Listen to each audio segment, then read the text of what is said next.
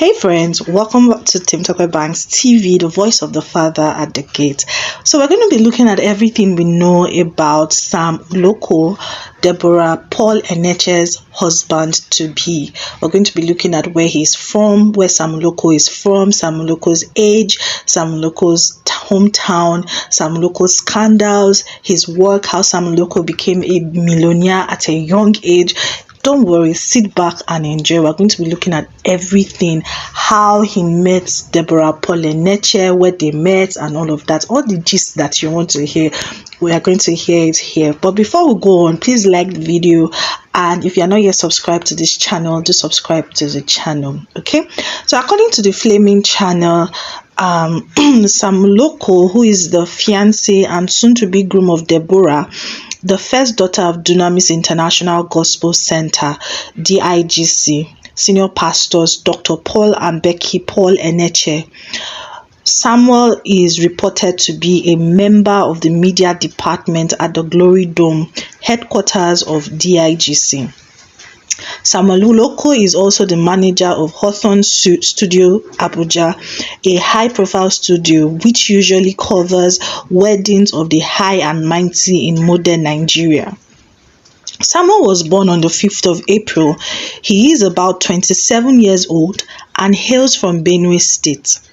He is Igede and likes to identify with the Doma. Samuel Uloko has attended the Dunamis School of Ministry, DUSOM. He is also a 2016-2017 graduate of Mass Communication of the Benue State University, Benue State.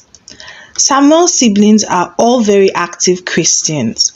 He has an elder brother by name Abel Uloko, who pastors in Polade Farasin's led House on the Rock, the Citadel, Abuja. He has another brother at the Dunamis Glory Dome and a third one who worships at Biodun Fatoyibo's led Commonwealth of Zion Assembly, Koza. His elder sister is however married to Pastor Oluche Adachi, a former pastor at Dunamis, who is now the senior pastor and founder of the City of Refuge International Church. Sam's younger brother, Elisha Uloko, is his best friend in the family and also learned to use the camera from him. You guys, so that's basically most of the things, but I want you guys to listen from Sam Uloko's mouth himself, how he started his business and how he has built his business. He's a very, very illustrious young man, and I believe that we all can learn one or two things from him. So if you have not liked the video, like the video, okay, and subscribe if you are not yet subscribed. One can tell that we used to look for 100 naira from needed to see me. That was the last times before the section, the break is over. We could have realized a good amount. And I have a brother who is so accountable, Elisha. He will put the money. If they dash us money, maybe you wash somebody's car 500, they give you 700. The 200 is our own. He keeps it. So at that pace, we're able to generate money to pay school fees, to do all manner of things. And that was just it. Until after graduation, we say, we are looking for job. We are looking for job. We carried CV 50. We are looking for job that could pay us 30 to 50,000 naira. We carried CV. You needed to see me. That was the last time I looked like this with suits, coats, and inside keke. The keke man was telling me, "Oga, remove your hand," because I had to sit in front with him. "Oga, remove your hand, remove your coat, remove your coat." It was a struggle. We wanted to get a job, but then I held on to God. I kept praying, and I realized that I was going to remain around that level. It was as difficult as he mentioned that I'm a church guy. I don't joke with the work of God. I don't joke. Service is what is servicing us as we speak. Service. If you're a believer and you work at church, after today, one major thing you should do is get a department. If you don't already have anything, if you don't even want to join a department, even if it's offering baskets, you can buy and be bringing or something. Just push something into God's work like that, in one way or the other. It was in the midst of this service, and then I met Nate Juniors at the studio. There's the editing suite is named after him, Nate Juniors editing suite. I met him, and Nate Juniors was like, I like the way you drive the crane. It's so cinematic. And I like your cameras. Can we? And I was looking for a job. I was trying to, make ends meet. At that time, it was a struggle to go home. That guy wearing white there, Solomon, he's been with me for years. Solomon can tell that we used to look for 100 naira from area 1 to Apo. Sometimes we have to sleep in area 1 because we don't have money to go to Apo.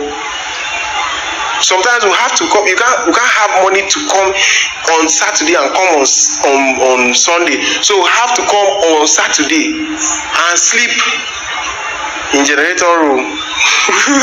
We call it, So it was such a struggle, but we kept on believing.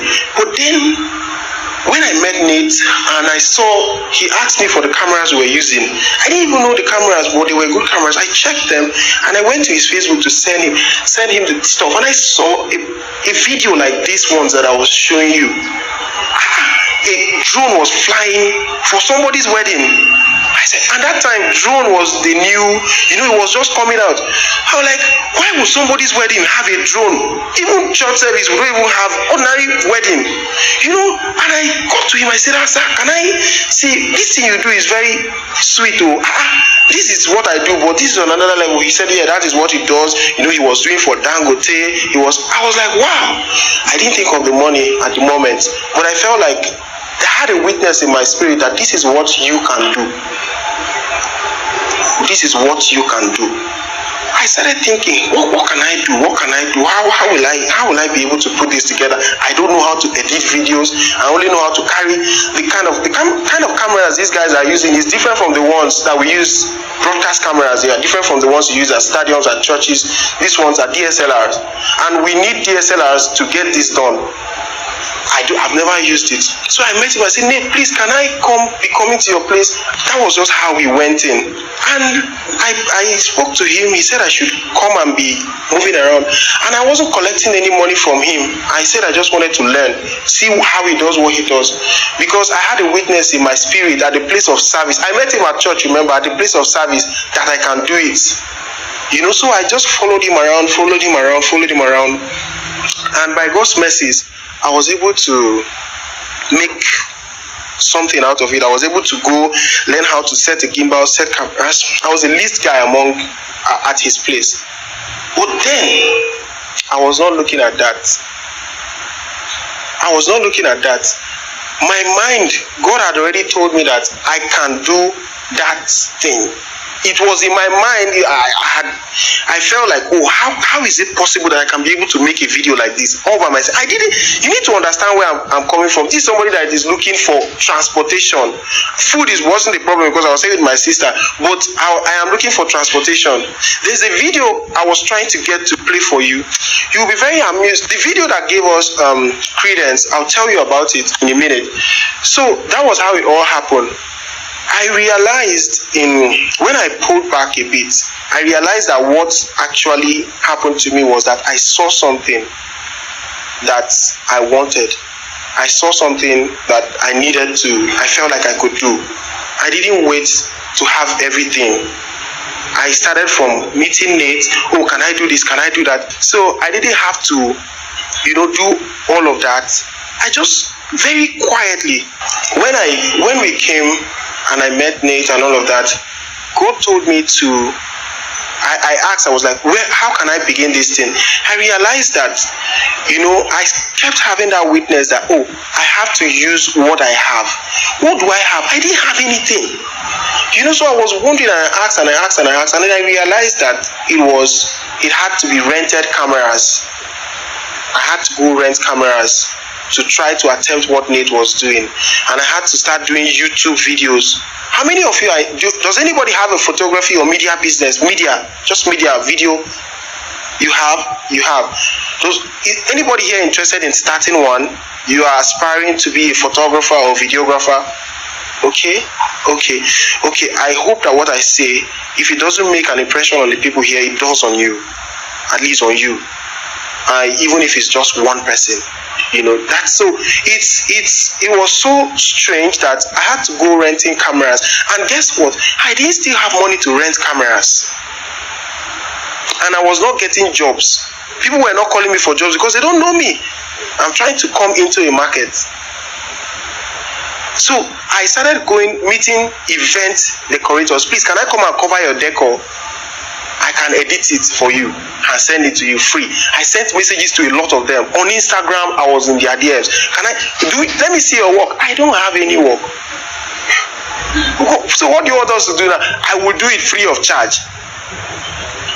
Do you understand? So I was worrying them. Can I?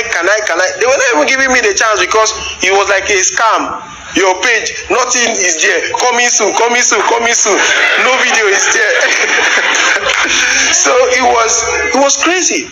But what I knew was that I was going to do this.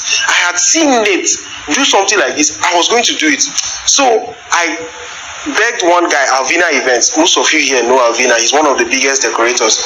I begged him. I said, whatever you want, I will do. When we do videos like this and people pay millions, we give them one highlight sometimes. One highlight, at most 2 highlights. But Alvina, I was doing it for Alvina free. Guess how many highlights I gave him? 6 highlights from deco video alone. Because of how desperate and how much, I wanted to prove a point to him. And it was in one of those incidences. I guess, do you know what I will do? I will rent camera. I'll tell the guy that I will bring the money. You guys watch Sabinus. He did the skit like that. He rented camera. I told them that he was going to bring the money after, and he misplaced the camera. So I'll go and rent camera. I'll tell the guy. I'll collect the camera. I'll tell them I'll bring them. So while the event is going on and I'm uncovering the event, I'll be calling my brother. Oi, do you have any change on you? Do you have like 5,000 naira? I mean, I have rented the camera already, shooting the event already. Trying to gather money to pay the people back before coming, because I know that these people will not pay me.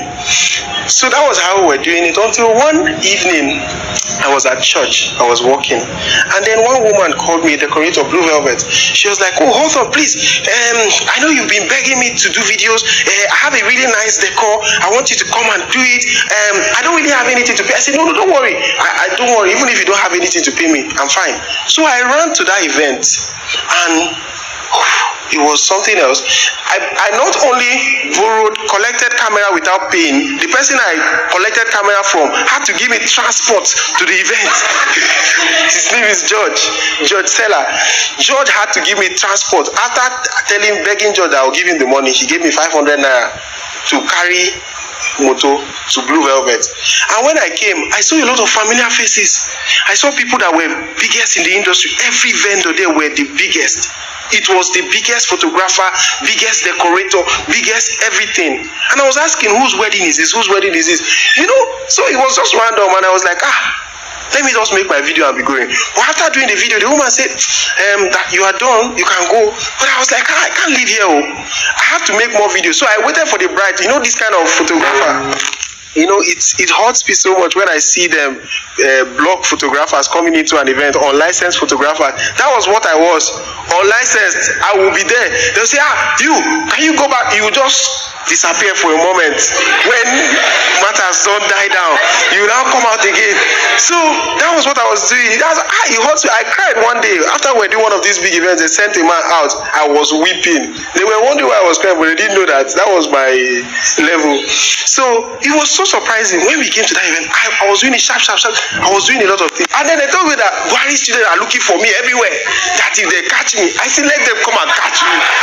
Let them come and catch me. So it was so interesting that we did that video, and it was everywhere. In a moment, it was everywhere. They were like, who is this guy? Are you the official photographer? No, the official photographer was even hungry. The videographer was hungry and left to go and eat to come back before realizing that I captured all the moments.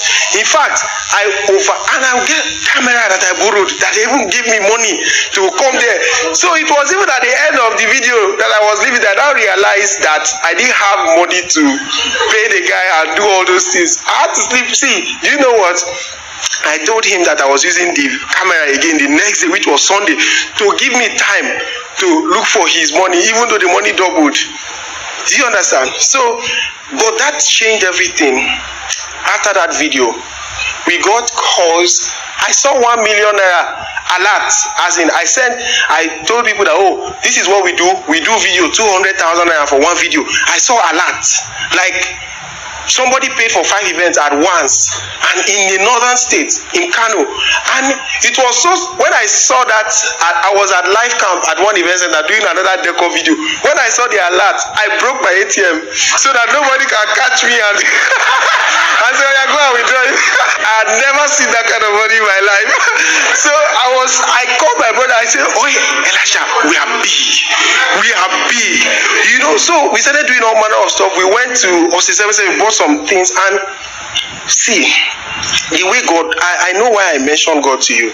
The way God moves is different from the way we move. He gives you what to see, and He helps you. If you would be determined enough to hold on to that thing, He will help you achieve it and overachieve it. Do you know that was a little story? Now is a total different ball game.